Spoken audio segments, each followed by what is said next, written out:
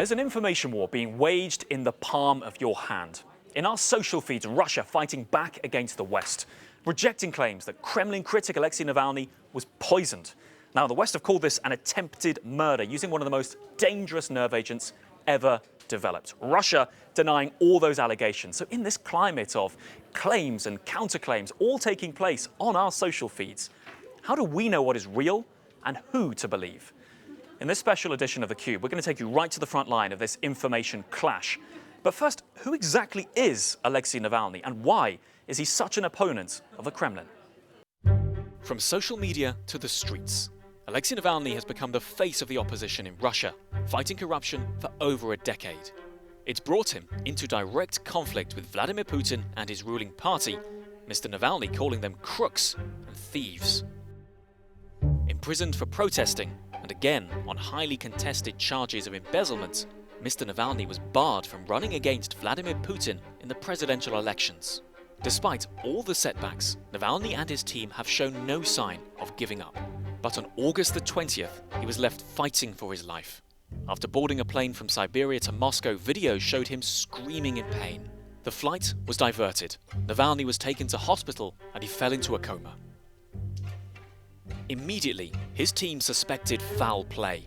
After initial resistance, they were able to airlift him to Germany, where he received treatment at the Charité hospital. Doctors there found evidence of poisoning. Just over a week later, Angela Merkel said a Novichok nerve agent was responsible and that she wanted answers from Moscow. Russia has been acting in the most transparent way, says the Ministry of Foreign Affairs on Twitter, unlike our Western counterparts. Is that entirely true? Well, let's just have a look at what exactly they have been saying through social media, what foreign embassies have been saying, what Russian state media have been saying, and Russian officials. Well, at the very beginning, you'll remember, the doctors in Siberia didn't find evidence of the poisoning. The Kremlin saying, no evidence. Germany, you've got to provide the evidence. Where is the proof? Effectively, Mr. Navalny wasn't poisoned. That's the first line of argument. Then, of course, we had the claim that Mr. Navalny might have been poisoned, but it couldn't have been Novichok. Here is the deputy representative of Russia to the United Nations, quoting one of the apparent creators of Novichok, Leonid Rink. He gave an interview in Russian state media saying, Mr. Navalny's symptoms, impossible it could have been Novichok. So clearly they're quoting a Russian about a lot of knowledge about Novichok. Well, then the Ministry of Foreign Affairs went on to say Russia never had a Novichok program at all. So it's impossible there could be any Russian connection.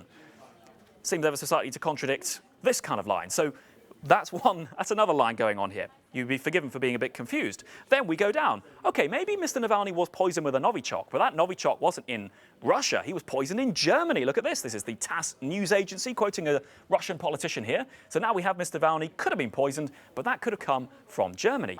Then we got Russia accusing Germany first, then Sweden and France, who backed up their findings of a political bias against Russia, accusing them of, well, basically falsifying evidence, not sharing the evidence, coming up with political claims.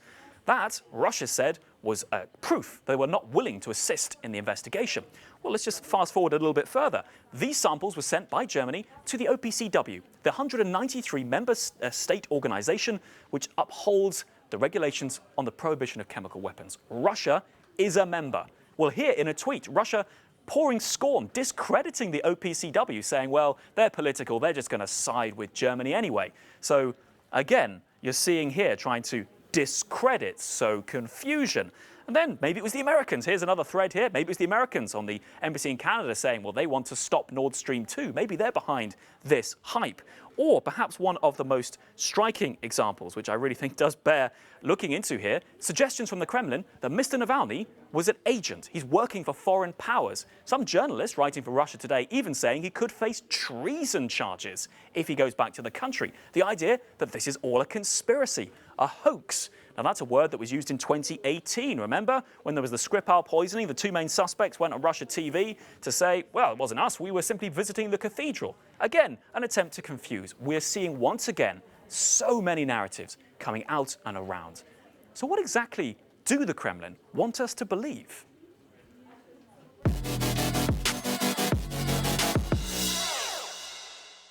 Well, it's pretty clear from Navalny's background that he's not exactly got many friends inside the Kremlin. Well, joining us now from outside the Kremlin is our correspondent, Galina Polinskaya. Galina, Mr. Navalny, a long history here with Russia's powerful politicians. What has their position been on the poisoning? Well, Russia asks for the proof of the poisoning with the nerve agent. The Kremlin's spokesperson Dmitry Peskov said that such proof could come from Germany or France, or the Organization for the Prohibition of the Chemical Weapons. Anyone who says it has a proof that Alexei Navalny had been poisoned with Novichok nerve agent, as Russia officially does not have any such proof. And politicians on all the levels say that without this information, any investigation, any criminal investigation cannot be launched. The Russian Foreign Ministry in a statement reiterated that Russia had already sent 3 requests to Germany for legal assistance on Navalny's case. The Foreign Ministry spokeswoman Maria Zakharova in an interview said that the fact that Angela Merkel visited Alexei Navalny in the Charité hospital in Berlin was just an attempt to politicize what had happened. And Zakharova underlined that in all what is happening around the story with Alexei Navalny, there is little desire to really find the truth. Well, Galina, we're talking about the information clash between Russia and the West, but I know you've been speaking to opposition journalists and politicians in the country because there's a battle going on there too. What have the opposition had to say about the Russian authorities and their take on Mr. Navalny's poisoning? Exactly. And those people who support Alexei Navalny say that actually he is the only opposition figure who could be a real challenge to the Kremlin. That's what his supporters say. His associates openly say that the order to poison Alexei Navalny was coming directly from the Kremlin, and they have no doubts in that. Some independent journalists and analysts think that actually the Kremlin was seriously afraid of massive protests in Russia in August. We saw protests in Khabarovsk back then, and after Russia was watching what was happening in Belarus, and actually Alexei Navalny was the only opposition figure who could become the leader of the nationwide protest in Russia. And those analysts say that this factor of the fear of protests was the key one. But the deputy editor-in-chief of the independent Независимая Gazeta told me that it was not just it. He said that the authorities knew exactly what happened in Tomsk, but what matters right now is that the Kremlin is covering those who have conducted this crime. Let's listen more. It seems to me that it doesn't matter who the perpetrator of this crime was, as I think that the authorities know exactly who it is. They openly cover for these people, and everyone knows that, because they are not conducting an investigation, and because those people who followed Navalny did not give any information about exactly what happened in the hotel in Tomsk, neither to the investigators nor to journalists. Therefore, we have 2 options. Either the state is responsible for this crime with the help of some kind of security officials, or they covered up this crime. In both cases, we realized in August that the state does not guarantee our security, and that people who criticize the actions of the Russian authorities are beyond the protection of the law.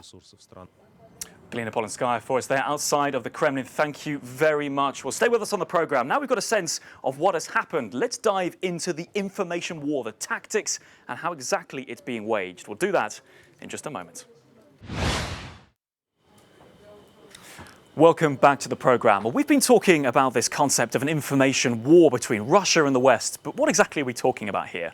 To break it down, we're joined now by Tim Marshall, author of Prisoners of Geography, joining us from London, and Nina Jankowicz, joining us from Washington, D.C., author of the book How to Lose the Information War. So, Nina, I might start with you, if that's all right. What exactly is an information war? Well, I think it's our new reality here, not only dealing with malign information coming from places like Russia, but also coming from adversaries like China, Venezuela, North Korea, Iran. The internet has allowed these malign narratives to flourish and to be targeted at exactly the people that are going to find them most appealing. And that's the new reality that we're living in, and the West is not necessarily equipped to handle that yet. Well, that's really interesting, the new reality. But Tim, if I can come to you on this, I mean, it's a new reality, but some of the tactics here clashing over what is and isn't the truth. I mean, that's the history of geopolitics, isn't it? So, what's your take on sort of the evolution of information warfare? I think that the Russians understood what was coming a lot earlier than the Western countries and got involved in it a lot more. You're right that they've always had a disinformation policy and sought to undermine Western democracies from within. But the difference now, of course, is multimedia and the internet and the ability to deliver and to micro-target. Because I remember a few years ago, I used to argue with people that used to say, well, so what if this particular small Russian outlet is saying X?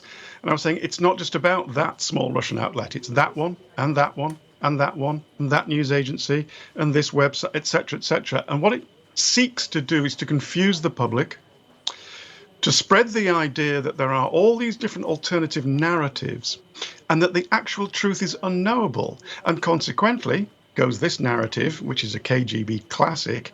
Consequently, you can't trust your own media, your own governments. And so why do you actually think that we are the bad guys? And they've done it fairly successfully. Well, and that's, I think, yeah, drawing out from that, Tim, we've seen with this story, as we did in 2018, you know, it's Novichok, it's not Novichok, it was an inside job, it wasn't Russia, multiple narratives. So, I mean, Nina, in terms of the tactics here about how exactly the platforms we all use to share pictures of ourselves, our friends, our cats, you know, how are those turned against us when it comes to information warfare?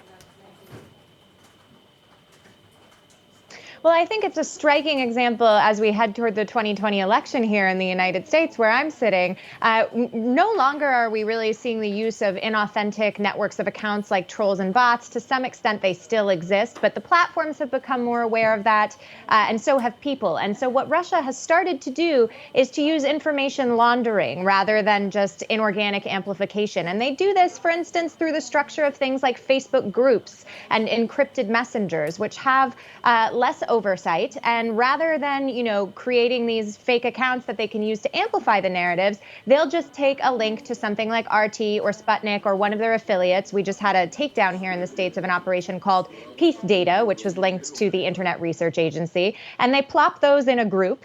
And engagement with that link is incentivized by the platforms. Things that are enraging content are usually engaging content. And the people who are in those groups are already self-selected into a potentially vulnerable group by interest or affiliation. And then it will spread organically through authentic voices in a society. So whether that's a narrative about the downing of MH17 that might be popular in the Netherlands, or something about the Skripals in the UK, or Navalny around the world, or even in Russia.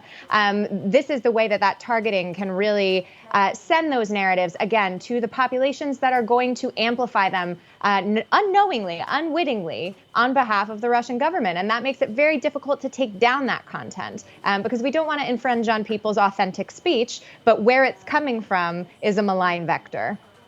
Well, yeah, MH17 you mentioned there, the Skripals, then of course a lot of the 2016 election. Obviously today we're focused on Navalny. That's the big information clash, certainly here in Europe. But you know, Tim, looking back, in what ways is this similar and different to it in the past? In what ways is the Navalny case different, say, from the Skripals, or similar? Because in some sense, are we not getting wise to these tactics? Well, there's a number of things going on there. And one is, I think when it comes to the Skripals, which was the Novichok attack in a small town in the UK, which almost killed the former Russian spy and indeed his daughter, I think that was so blatant that there was actually, the message was, yeah, we did it. We're not going to admit it, but we did it. We'll have a bit of what's called plausible deniability, which was actually fairly implausible. Because they were sending a message, we will go after anybody. And that was the same with Litvinenko. And both of those were, in Russia's eyes, well, actually, they were traitors. Now, they were traitors to a rather mendacious and gangster-like regime, but they were traitors. And Putin went after them, and they both, and one of them died and one of them nearly died. Okay, so fast forward. Why Navalny? Because he is not a traitor. He is a domestic figure. But I think two things have changed. One is that there has been the narrative now for 2 or 3 years that people like this guy you're looking at are being funded and trained and organized by the evil outside powers that seek to undermine Russia, and therefore, consequently, are beginning to go into the narrative of, well, maybe they're traitors. The second reason is timing. You've seen what's happening in Belarus with the demonstrations there. And Russia really seriously fears some sort of velvet or color revolution, such as in Ukraine, etc.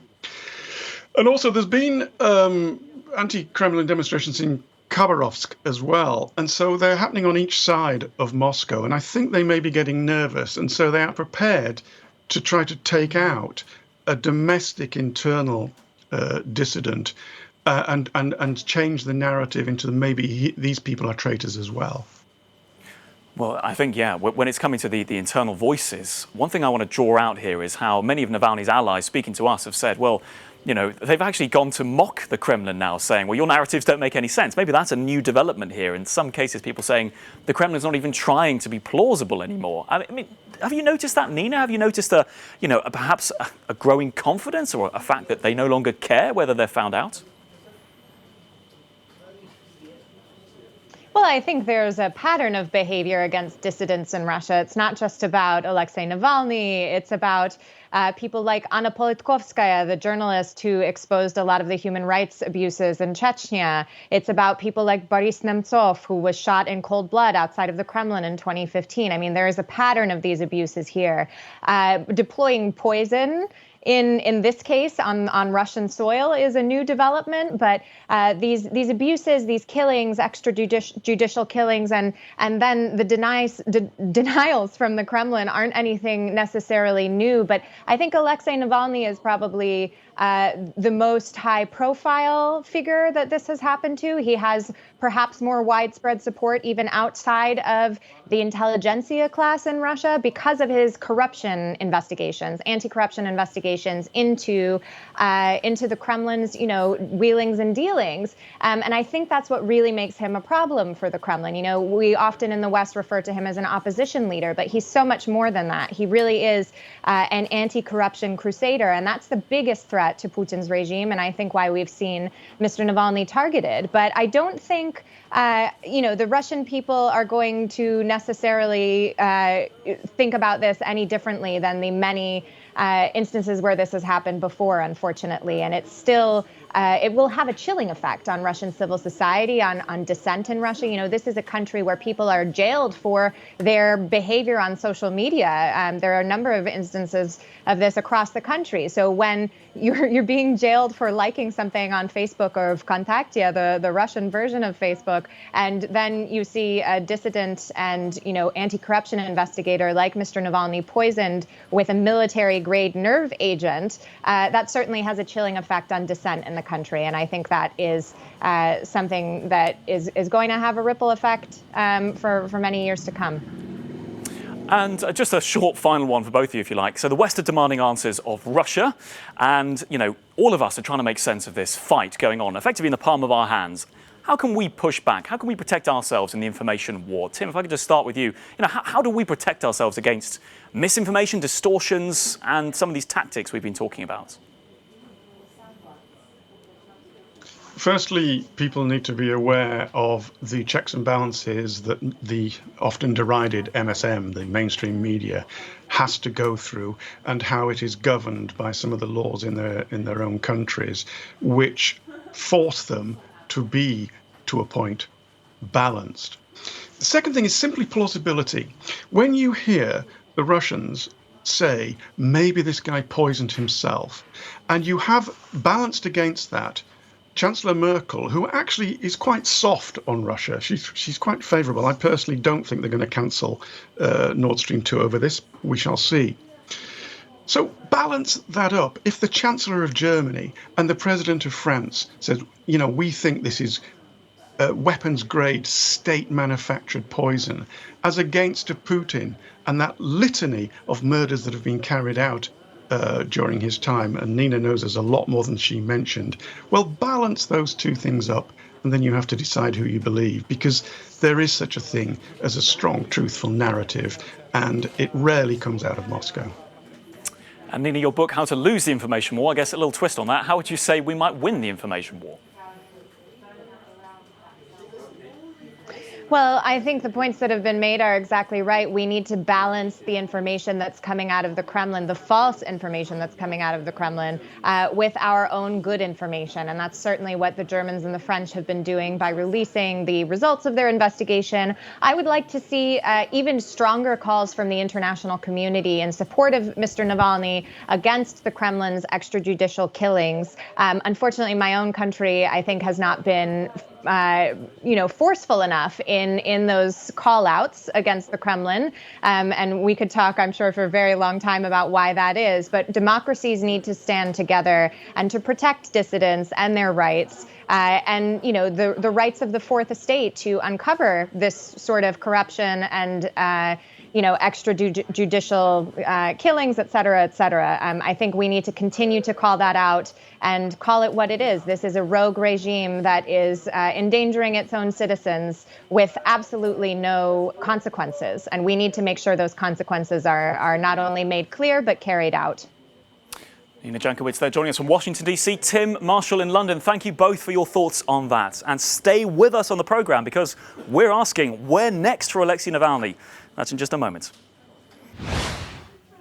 Welcome back. Well, one thing has changed since all this began, and that is the man himself. Alexei Navalny is back, and he's not just back when it comes to being up and around, he's back on social media. He is now a part of the conversation about his health, what happened to him, and where he goes from here.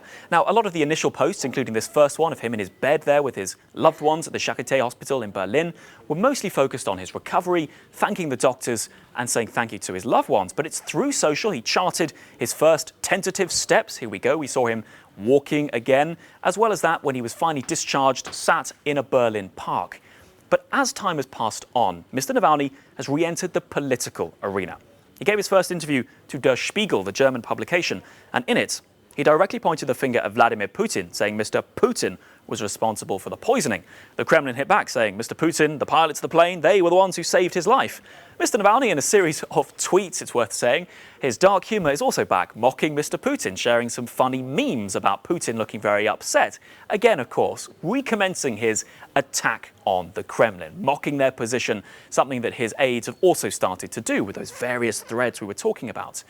But it does pose the question of where Mr. Navalny goes from here. If he legitimately believes the Kremlin were behind this, is he going to go back to Russia? Well, the Kremlin's official position on this is any Russian citizen is welcome home. Mr. Navalny saying in this interview that he wouldn't want to deprive Mr. Putin of having him back in the country. Again, bit of that humour there, but he would not stay away. He would be coming back. A lot of questions, of course, about where all this goes from here. But one thing his spokeswoman, his spokespeople have done throughout this whole thing, this whole team have been very keen to say, is this will not stop them. From the very beginning, even before the Germans came out with their findings, they said it was the Kremlin. Russia have questions to answer. Now, seemingly, they've been backed up overwhelmingly by Western nations. The Russians rubbishing this and pushing back. But the reality is Mr. Navalny, while he might have been poisoned, he's certainly not out of action. And he is now going to be fighting in this battle for the truth about what happens to him. And it's a clash that is by no means over. So for all the latest on that, as new twists and turns develop, stay with us in the Cube on Euronews.